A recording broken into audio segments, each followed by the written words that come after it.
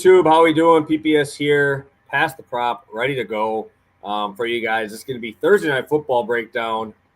Join as always by my guy Stu. How you doing, man?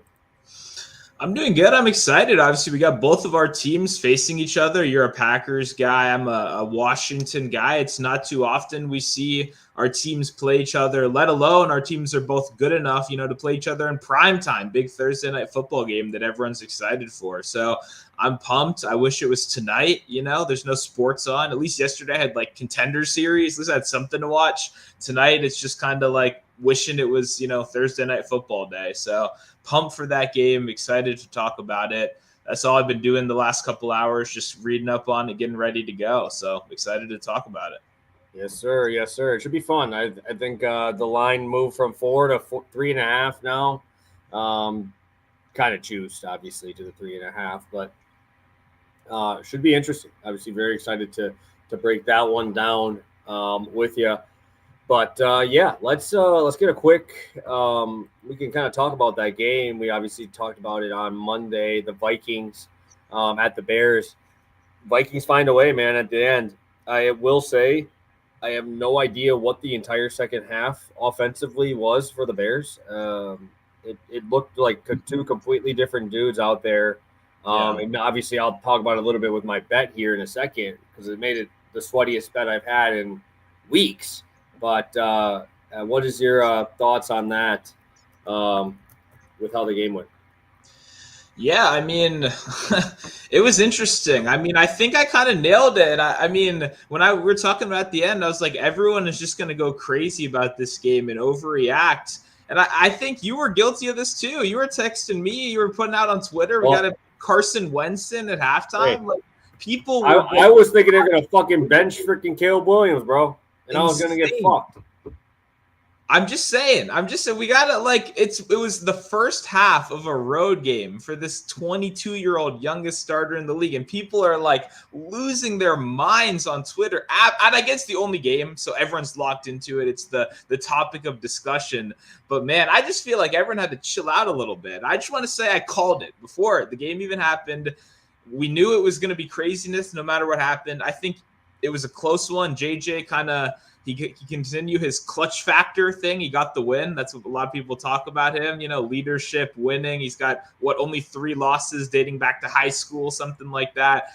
He got the job done. And like you said, Caleb Williams, strong start. It looked like they got him some good design plays, a lot of easy completions. And then, man, I mean, Flores he's a demon, man. He's great on defense. A lot of disguises, makes you work. And in the second half, he must have picked up on a couple things. And Caleb, like you said, it was awful. It was truly awful. I bet on DJ Moore, and he did get over. But man, it was sweaty. He should have had over 100 yards in that game. You know what I mean? There were plenty of opportunities down the field that just not even close. And a lot of people on Twitter smarter than me were talking about mechanics being a big issue. It looks like he's not really setting his feet and stuff like that. So I don't know. It's kind of hard to rate either of these teams going forward. It was kind of lackluster on both sides. But I think in the end, the Vikings they showed some things on defense. And then my boy Jordan Mason balled out just like I kind of was hoping would happen. He got the heavier end of the split. I think we're going to see a ton of running with this team. I wish they'd run JJ Moore.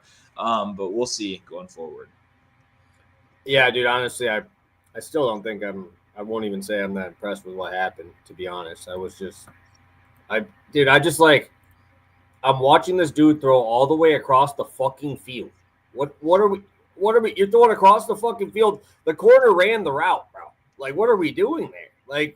That's just, I get it. He's a quote unquote rookie, right? Whatever, you can say whatever. I think he technically qualifies for rookie this year. Yeah, because he didn't play, but I don't know, man. I'm like I said, I'm more happy that the Bears, for me, lost because I'm more, I'm kind of more worried about that offense. Obviously, Ben Johnson, first game as a head coach, you could still tell that there was a little rust there. That challenge was fucking shitty. That cost him a timeout. Telling Cairo Santo not to just to kick it. What the fuck? Kick it out of bounds. Do something. Yeah. You can't let him return that. That cost him another 30 seconds. So honestly, I really wasn't that high on either in that game. I thought that was pretty average to mediocre game from both sides. So I'm ready to watch week 3 through 6 and watch JJ just be looking up at the fucking lights the whole game, just getting the face off against Browns, Eagles, at the Chargers. Ready to watch that because boy's gonna get exploited, bro, and you can't fucking run the ball. Because dude had 20 attempts, and one of them was a pick six, and the other one's like, how do you not throw the ball at Justin Jefferson earlier in that game? I don't think Jefferson. What do you have? One catch? Yeah. One catch. Well, I mean, they didn't do anything. Doubling. It's not like they were doubling him either. That's the thing. The problem is it wasn't just Jefferson. Nobody was doing anything in the first half. Like nobody at all. Didn't they not complete a first or a third down or something like that? I don't think they did one until the third quarter. Yeah. So, but hey, Jefferson, when it mattered in the second half, Jefferson looked alive. If Chicago didn't kind of choke that away, probably. That's what I'm saying. Like that defense was fucking gassed.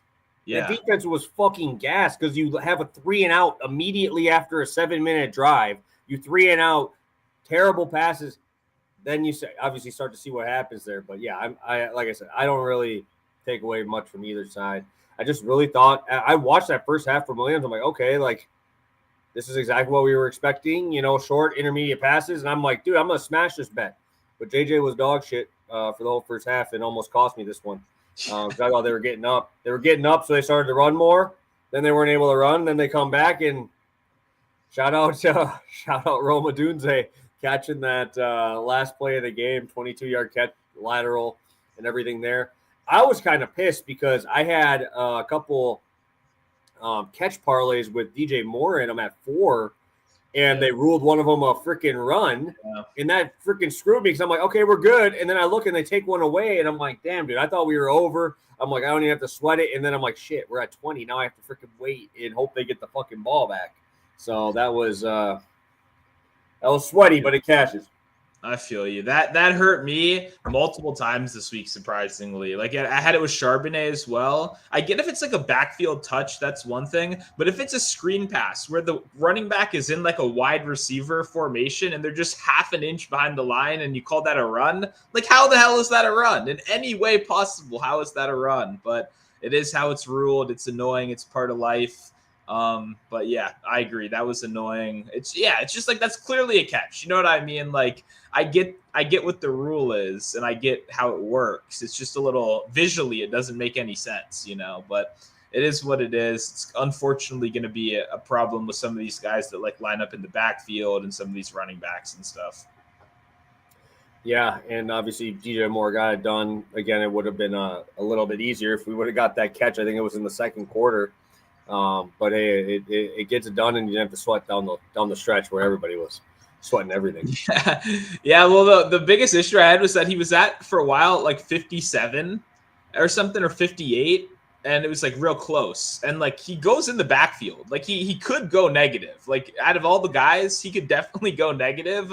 And also just if the number did get bumped up, you hope anyone that took all lines are rooting for that as well and stuff. But yeah, DJ Moore looked good. Obviously, he got thrown a couple of hospital balls out there, almost died in the end of the game. So that's a little bit of an issue. But like I said, I don't know what the air yards are. I don't have it in front of me, but I assume it was over 100. Like I assume, there was a lot of opportunities there. So I don't know how to view this team going forward as much, though, because it wasn't as much of the designed work, especially in the second half when things were kind of crumbling. So DJ Moore is just a downfield weapon, is a little bit less fun as like a multi-dimensional guy. They did use him out of the backfield a little bit. He got some rushes. I waited the whole time, but it really wasn't available to put out, unfortunately. But definitely a good look for him going forward. If it's under 6, I bet he gets 1 to 2 carries a game going forward. Yeah, I know I'm going to definitely have to keep him on my bench. I have McConkey. Who do I have? I've got Ladd. I got who else do I have? I have him. We drafted him early, Neighbors. And then I'm just kind of stuck with DJ Moore because I just don't know if I can fully trust all the stuff from Williams, even though he obviously had a good first half. But Drake London in there too, kind of got to feel like I got to play him, even with his little stinger in the shoulder there, just because I don't know how much I can trust the Bears offense yet going forward. So moves us to a 2-0 show there. It gets us to 2-4 at -113 through week 1. Stu, we are on to our game. Obviously, this is a big game for both of us. We got Washington at Green Bay, man. They're going to be out in Lambeau. It should be rowdy. It's going to be a crazy game out there. I'm going to use FanDuel for odds right now. I'm seeing 3.5 on DK as well. 3.5 on FanDuel. Over under at 48.5. Any thoughts on this one, Stu? Obviously, I'm assuming we both are going to have our little bit biases on each side. Yeah, it's a tough one. Like I think it'll be a close game. I think it'll be an entertaining game. I think if you like the over, you probably like Washington more. I think if you like the under, you probably like the Packers a little bit more, just because obviously they showed that they can be one of the best defenses in football last week, and Washington does not have that same upside. On paper, they did look very good on defense, but I would personally give a lot of credit to the Giants' offensive line for giving them some pretty good opportunities. There are some injuries on the Packers O-line. We don't know how that's quite going to shake out yet, but it's looking like probably down at least one starter this week. But yeah, I'm just not sure Washington is going to be able to fully take advantage of that as much as like some other teams with more high-level pass rush. It's tough. I mean, in a game that I think is going to be a field goal game, I'll take the underdog. Like, I would rather Washington on the spread. But once again, if you did put like a gun to my head and you were like, who's going to actually win the game? Take away the price, take away the spread. I think the Packers probably win the game, more times than not. I think it's probably on the back of that defense. I think Washington is a tough matchup for pretty much anyone. A guy like Daniels, when he's at his peak, is going to be really strong. They looked good week 1 against the Giants. They missed a couple easy plays that would have made the box score look a lot more appealing. Terry McLaurin had like a walk-in 60-yard touchdown that Daniels just threw like 8 yards too far, just kind of airmailed it. But nearest defender was like 8 yards behind him. I mean, it would have been pretty easy money if it was anywhere near close to him. Washington is going to need to be efficient on those kind of plays. And I kind of talked about it before in the season preview, but like they didn't throw deep a ton last year, but when they did, they were really good at it. And against a really good Green Bay defense, I think Terry McLaurin is so correlated with Washington winning. Like, I think if Terry McLaurin brings down a 50-yarder, I think Washington's in this game. I think if he doesn't, I don't think so. I just think you need to convert whether it's a Debo 40-yard broken tackle, something like that. You really need to create explosive plays because the Packers on offense, I think, are going to be able to grind you out. Josh Jacobs on the ground, and then Love just looked fully locked in last week. So, I think Green Bay has the upside in this game, but I think it's going to be a close one, and I'm excited to see what Washington's got. I think this is a good early test for them. And, just as a fan myself, I'm excited to see if they rise to the occasion or not because, man, they made the Lions look silly last week. But also the Lions have some, new offensive line, new coaching. They got guys back on defense, so we expected that to be good. There's really not as many excuses there, even though they did lose a coordinator. The talent went way up. But I have some concerns about the Lions scheming and some stuff like that from what we saw week 1. I don't have those same concerns with Washington. Washington, I think, has the best short passing game in the league, especially with Mahomes losing Worthy. You kind of lose a big hole there. And then the Dolphins would have been the kings of that before, but they are an absolute shit show right now. Washington's got that unlocked, and I think that's the way you mitigate a guy like Parsons is get the ball out quick as hell and let those guys make plays. So I'm pumped. As you can see, I'm already speaking a ton about it, but I think it'll be a great game. Yeah, I agree with the short passing stuff. Obviously, that's going to be a lot of the stuff I talk about in my bet as well. But yeah, I don't. My issue is it's just the Packers they've been just so much better. They've been just so much better in terms of just taking multiple people to the ball, right? And that's just kind of what gang tackling the whole time, dude. And that's kind of what kind of screwed over the Lions. There was usually Gibbs always makes that first guy miss, right? Always, and he did, but it took him too long, and now there's 3 dudes on you, and you're not getting through that, and that's kind of where I'm intrigued, right? Because it's going to be pretty much best on best here.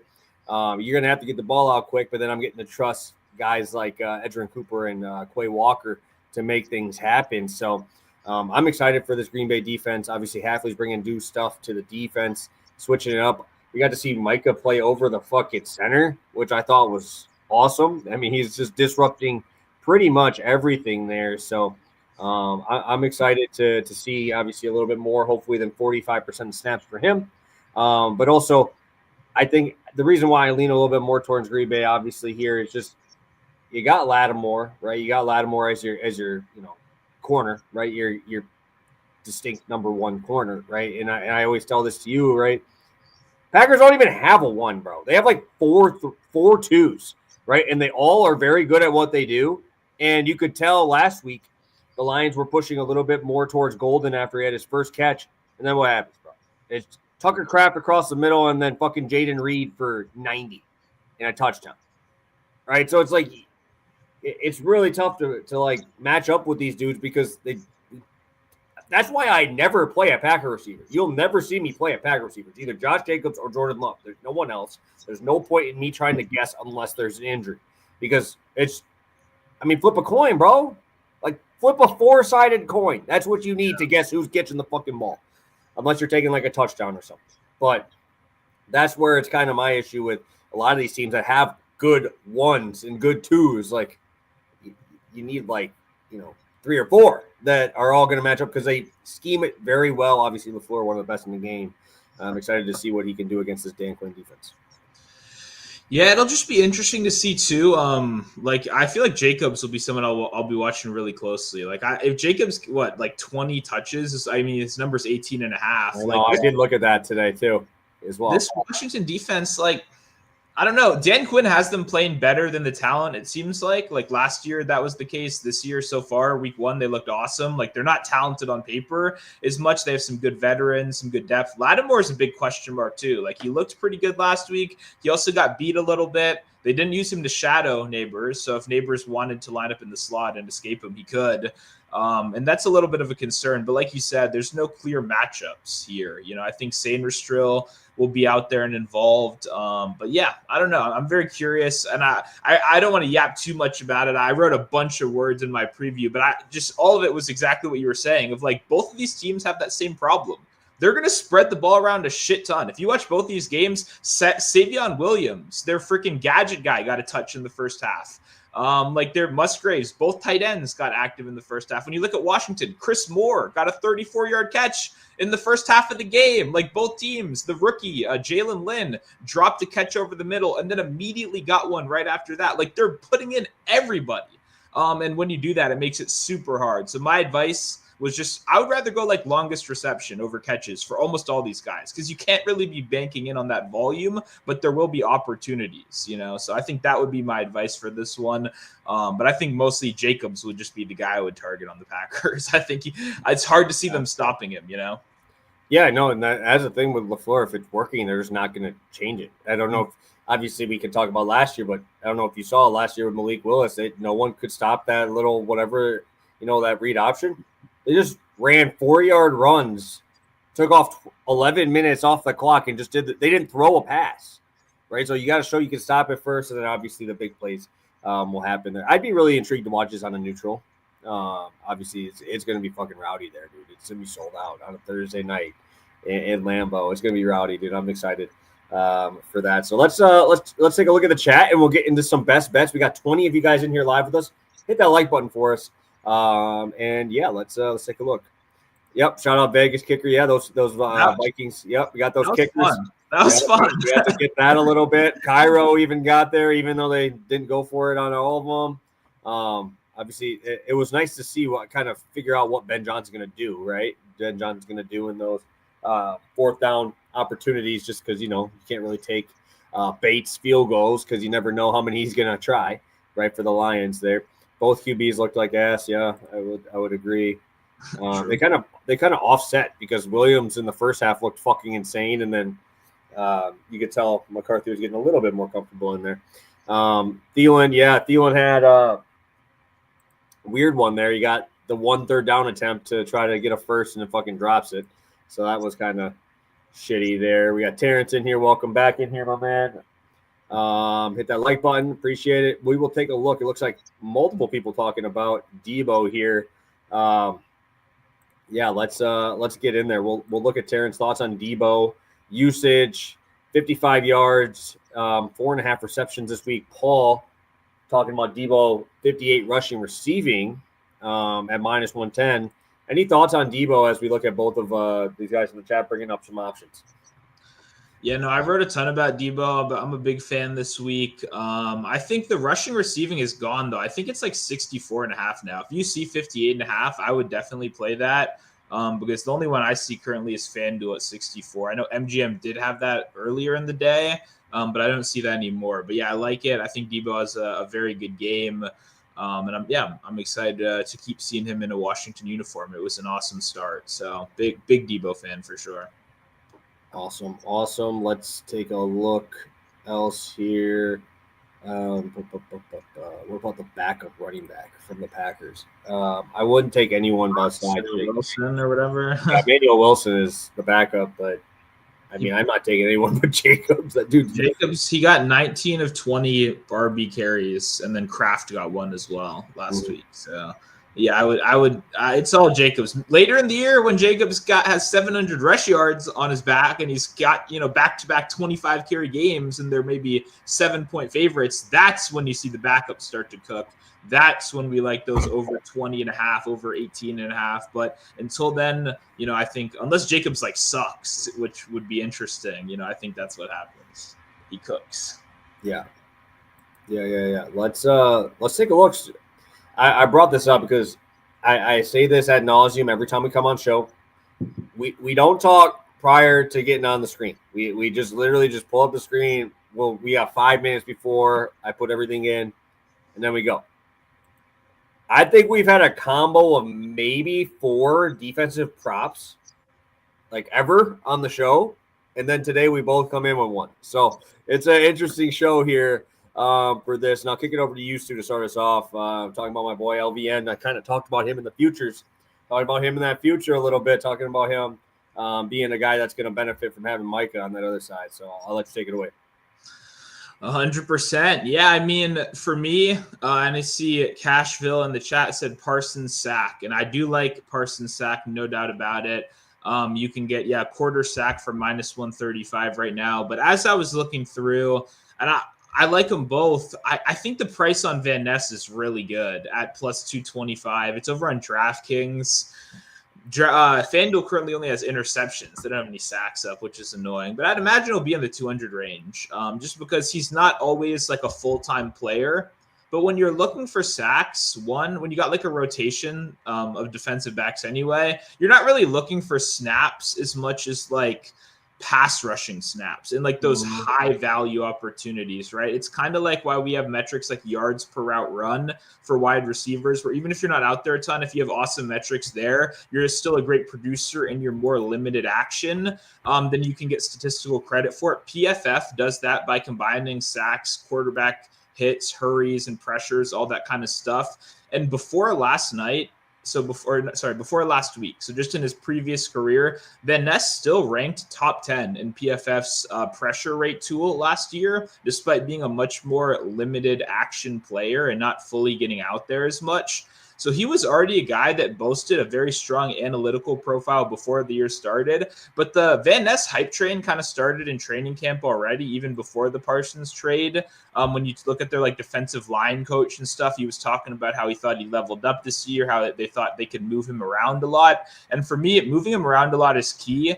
Because this defense is extremely creative. They even dropped Van Ness back in coverage a couple times during last game, and I would probably expect you to see that again, which can create some later sack opportunities as well with a guy like Daniels who extends pockets and gets to the outside. Having him hovering around and guarding a running back or something like that, you can still capitalize off of that, even though it's not the ideal kind of snap you'd want for this prop, but just him being out there for those kind of opportunities, him being versatile both inside and outside. His half sack last week, which would have cashed this prop, you don't need a full sack, you just need a half sack, came from inside. It was an interior rush when Parsons was on the outside. So him being able to kind of move around a little bit and get to different spots, whether it's next to Wyatt inside or whether he bumps outside, I like the creativity. And Parsons being here is going to be both good and bad for him. Bad because he'll lose a couple snaps. Obviously, Parsons is going to take away from that. But once again, they shared the field a decent amount in the last outing. And when they did, it was awesome. There was so much opportunity. And this defensive line in general is just great. So I think when I'm looking at the pricing, and I'm seeing 225 kind of stick out here, I think we're going to have multiple sack opportunities on Daniels. Unfortunately, when you look at elite quarterbacks, there's one stat that you see in common with almost all of them, and it's sack avoidance. I think that's kind of where Daniels falls off statistically from a lot of the higher level guys, especially like a Lamar, is sack avoidance, because he was not in that same category. Daniels does take sacks. The pressure does get to him. He's working behind a worse offensive line. And Washington has 2 rookies on the O-line. And I already talked about moving guys around and creativity, or not rookies, sorry. They have 1 rookie, Connerly, their first-round pick. Everything you read about Connerly said his biggest issue was power rushers, right? He's good against the run. He's a well-balanced guy, but he doesn't quite have that NFL power yet. He gave up a sack last week. It was on display a little bit. I expect them to target him. And then additionally, they have Coleman as well, who was a rookie last year. He started. They bumped him over.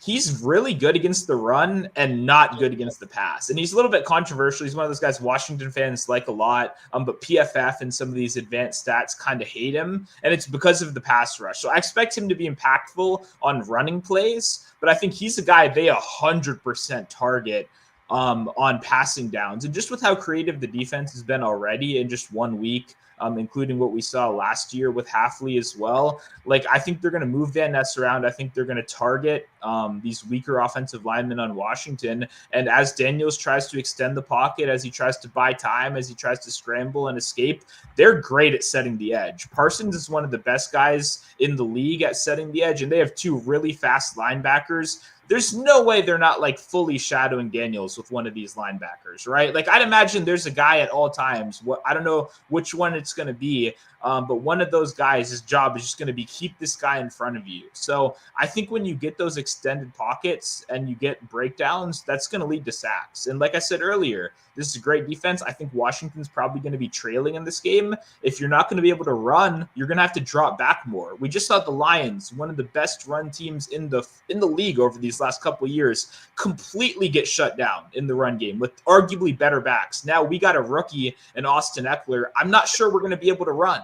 So less running means more dropbacks. More dropbacks means more sack opportunities. So I like Parsons. I like Van Ness. I like plenty of options here, but the price kind of stuck out to me. So we're going a little bit long shot style. You know, I like the 0.5 unit. I'd scale down a little bit there and just go half a unit on Van Ness to get a sack at 225. And yeah, I'm excited. I think it's a little bit of a sneaky look, but I think it's a good one right here, and I'm very excited for it. Yeah, I mean, significantly better offensive line for the Lions, and 2 of the, I think that's the best combo of running backs that you're going to find in the league, right? So I definitely agree, and I'll talk about it with mine here. And I'm going to be going with my boy Edgerrin Cooper at over 9.5 tackles plus assists at plus 110. That's over on DraftKings right now. Edgerrin Cooper, one of the 5 defensive players to play every single snap last week. We love to see that. Obviously, you want to see your backers out there every time. Quay Walker, I know he did leave or didn't leave, but they mentioned that he had a quad issue. He didn't practice yesterday, so like he's one of the other guys who are 100%. Him and Quay Walker are the speedsters, right? The 2 linebackers Stu was talking about. Those are the 2 guys, right? And you talk about speed, and we talk about all these guys, and we talk about these backs, right? And you look at, Debo, 4.48 on his 40. You look at Eckler, was like a 4.47, something like that. And I don't even know your rookie was like a 4. I think it was 4.7 something or 4.57 or something like that. But Quay Walker's I believe was 4.52, and Cooper's was 4.51. Right? These dudes are just they're just massive guys who can run fast, right? And that kind of fits what Hafley's trying to do here. And obviously, you look at Cooper's grades and everything. Like, you can go look at like his next gen stats breakdowns and stuff like that. Like athleticism scores 5th, like production scores 1st, right? Like, this dude's gonna be a monster, and he's already showed it so far. But we'd like to see that he's out there every single snap. First off, second, we talk about these tosses off to the side, these short pass plays. What did the Lions do all game last week? Fucking dump downs to Amon-Ra, dump downs to Laporta, and 10 catches for Gibbs. And he got like 18 yards, right? So whether it be Quay Walker or Cooper being the guy that, shadows Jaden Daniels, any drop down to Eckler, anything kicked out to Debo, I think that these backers are going to be the dudes, man. They're going to be everywhere. And that's where I'm like, I want to roll with a guy like Cooper. I know he's going to be out there. I think you guys are going to get a lot of snaps in the second half. I don't know if you saw that, but I played Roquan Smith over 9.5 tackles plus assists. He had none in the first quarter and still got there because he got 6 in the fourth because they were in catch-up mode. And you get these backers are in the middle of the field, whether it be sliding down, right? Jaden Daniels runs for a play, slides down, he touches him. That's a fucking tackle. That's a free tackle, right? And we saw Cooper with 12 last game. I don't remember the exact number of them on Gibbs, but it had to be 4 or 5 at least. And he's shown his ability to be able to tackle in space, which is huge in a game like this when you have guys like Debo and guys like Eckler who are a little slippery. So I really like Cooper here. 100%, like I said, 100% snap count. Him and Quay Walker should get there. I'm just a little bit more nervous with the sitting out of practice for Quay Walker. It kind of puts a little thing in the back of my head, and kind of makes me think about it a little bit. Yeah, no, I mean, I even feel the same way about like Eckler missing practice too. We'll see what happens today with that, but it's just like, on a short week, you don't like to see that earlier in the year. But yeah, Cooper's a beast. Both their linebackers are. They played more zone than almost anyone else in football last week. They tried to just keep everything in front of them. And yeah, Washington's going to pass, like I said, behind the line of scrimmage at like a league high rate. That was the whole reason we took Debo long shots last week. And I mean, I think it's going to be a big reason why Cooper's involved, whether it's Debo, whether it's Ertz, whether it's Eckler, whether it's McNichols. Like, it's just going to be these short passes, avoid the pass rush, get the ball out quickly. And I think that's where a guy like Cooper definitely shines. So plus money on both sides is always nice. And yeah, I think even the more I think about it, like I could probably get to like Bobby Wagner on the other side too. Like I could get to a bunch of defensive props in this game, but I like Cooper for sure. Yeah, Wagner's going to have to be ready in that gap, bro. He's going to have to be in that gap, or else Jacobs going to have a fucking field day and a half there for sure. Yeah, Washington's linebackers, like Lulu's good at pass rushing and stuff, but he's not really like a well-rounded like run defender. He's okay in coverage, but like linebacker outside of Wagner is pretty sketchy for Washington. And Wagner, he's good. I don't know if he's Pro Bowl good. Like he keeps kind of getting a little bit of credit with that name value, but he's, I think, more like a middle of the pack linebacker without top end speed at this point. And Washington has some tackling problems, so we'll see. A lot of defensive props across the board. Awesome. Let's take a look at some questions in the chat. We'll get through a recap and we'll get you guys on your way this Wednesday afternoon. Paul, do you like a QB parlay? Jaden Daniels and Love both over 200 passing yards for plus money. Don't mind it. I never play Jaden Daniels passing yards. I always play it with his rushing just because I get really pissed when he makes those big plays happen. And it's like, oh, that's a 30-yard, right? 30-yarder on the ground. That's like one of his biggest plays, right?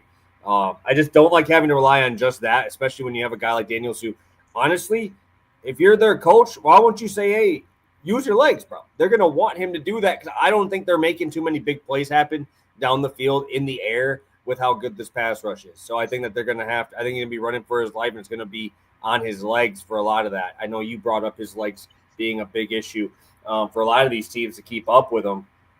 Is that something that you ever think about? You ever bet his passing yards, or are you more like completions and or trying to work with some passing plus rushing? Yeah, I kind of feel the same way as you. Like passing plus rushing, or even for me, it would be completions. If you're going against a high-end defense, that would be my preferred market because obviously Debo can break off a big one. Terry can for sure, but a lot of Zach Ertz, a lot of Austin Eckler, those guys aren't necessarily going to be the 30, 40-yard catches. It's just going to be 8 to 10 yards at a time, and I think the Packers force you to do that. The Packers allowed the lowest ADOT last week of any team and the lowest yards per play of any team in the league, and I think they kind of force you to dink and dunk. And I think Washington is way more happy to do that than most teams, and I think able to. So I'd just rather completions for Daniels and Love. Yeah, but I think this week's more of a Jacobs game, so I would just rather go to Jacobs for parlays and stuff. But I think both are solid. Like you're getting a good deal, you're getting a buy down, but it's just neither my favorite market for either guy. I'd be curious what longest completion would be for Love. Agreed. Just with those linebackers having to come up after probably like 6 or 7 times, getting punched in the mouth, with Jacobs running downhill on you, getting those guys to sync up. And you have guys who can make people miss. So if it's like low mid 30s, I'd probably still go over on it. probably like 34, maybe. What is? Do you have what it is? It's 37.5 and Oh, 38 wow. on FanDuel too. So. Wow. They're on that. I would have said like 34, 35.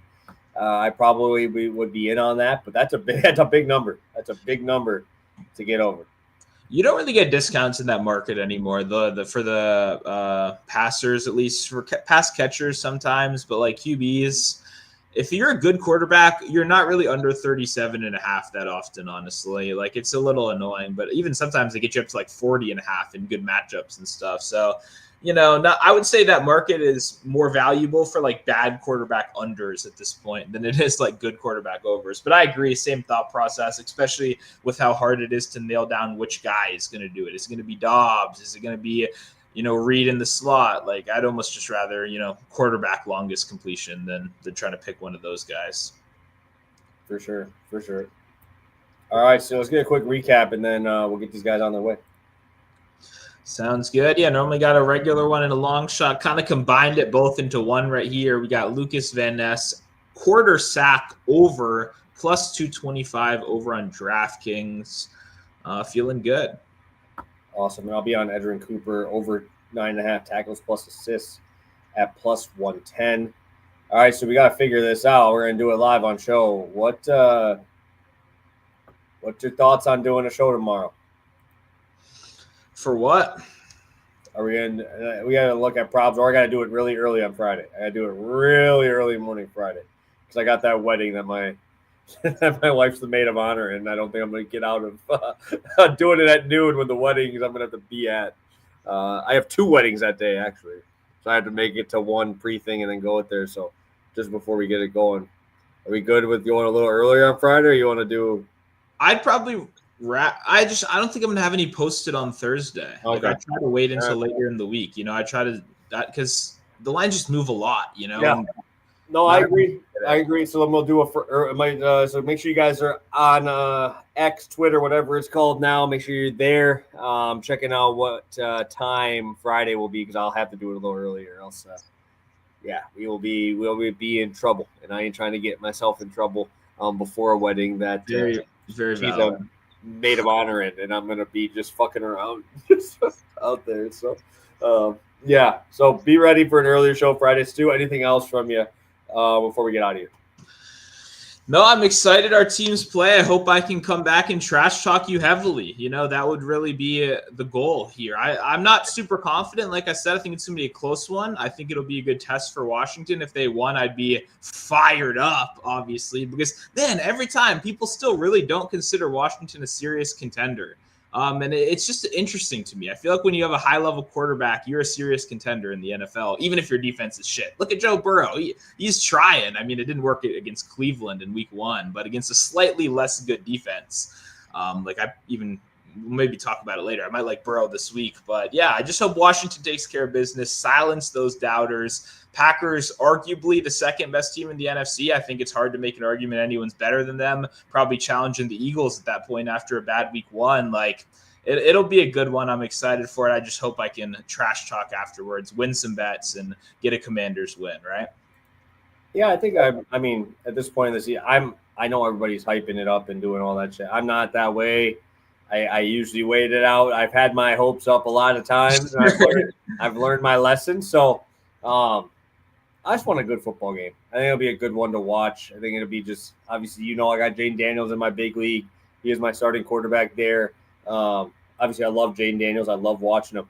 I think it'll be an interesting one. I think it'll be a decent live betting standpoint for me if I can get like a live betting on Jayden passing yards. They go down by like a touchdown and they just kind of look slower to adjust to the speed on the offensive or on the defensive side for the Packers. Might be a little bit more of a live spot. Maybe we can get that like 190 passing yards live in game because they're starting slow, kind of like what the Lions did. And I still lost my live bets because obviously Amon-Ra only had fucking 3 catches and I needed him live. I grabbed him live at like 4 and I'm like, hell yeah, I'm in a fucking great spot. And then he didn't do shit and the Lions suck. So it'll be good. So I'm excited for a good game and a great Thursday night football game. There's a lot of times we have really shit ones. This one, at least we have a good one.